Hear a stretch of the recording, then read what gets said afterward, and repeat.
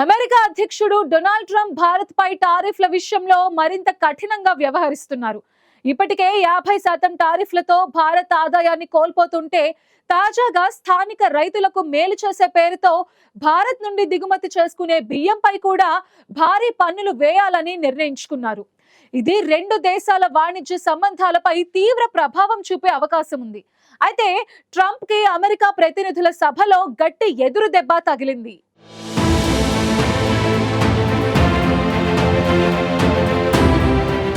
America అధ్యక్షుడు Donald Trump భారత్పై కక్ష సాధిస్తున్నారా అనే అనుమానాలు బలపడుతున్నాయి. భారత్ నుంచి అమెరికా దిగుమతి చేసుకుంటున్న వస్తువులపై ఆయన ఇప్పటికే భారీగా 50% టారిఫ్లు విధించారు. దీనివల్ల భారత ఎగుమతిదారులు పెద్ద మొత్తంలో ఆదాయాన్ని కోల్పోతున్నారు.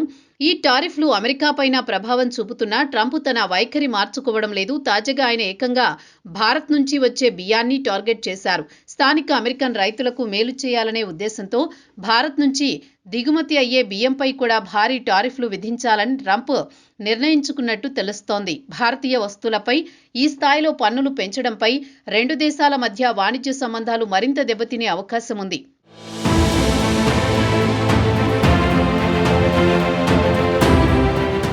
అయితే అధ్యక్షుడు ట్రంప్కు ఈ విషయంలో గట్టి ఎదురుదెబ్బ తగిలింది. భారత్పై విధించిన 50% టారిఫ్లను రద్దు చేయాలంటూ అమెరికా ప్రతినిధుల సభలో ముగ్గురు ప్రజా ప్రతినిధులు శుక్రవారం తీర్మానం ప్రవేశపెట్టారు. డెమోక్రాటిక్ పార్టీకి చెందిన డెబోరా రాస్, మార్క్ వీసే మరియు భారత సంతతికి చెందిన రాజా కృష్ణమూర్తి ఈ తీర్మానాన్ని ప్రవేశపెట్టారు. ట్రంప్ తీసుకున్న జాతీయ అత్యవసర ప్రకటనను రద్దు చేయడమే ఈ తీర్మానం ముఖ్య లక్ష్యం. ముఖ్యంగా 2025 ఆగస్టు 27వ తేదీ ట్రంప్ ప్రభుత్వం అదనంగా విధించిన 25% టారిఫ్లను వీరు ప్రత్యేకంగా వ్యతిరేకిస్తున్నారు. ట్రంప్ చర్యలు చట్టవిరుద్ధమని ఆ ముగ్గురు సభ్యులు గట్టిగా పేర్కొనడం ఇప్పుడు అమెరికా రాజకీయాల్లో చర్చనీయాంశమైంది.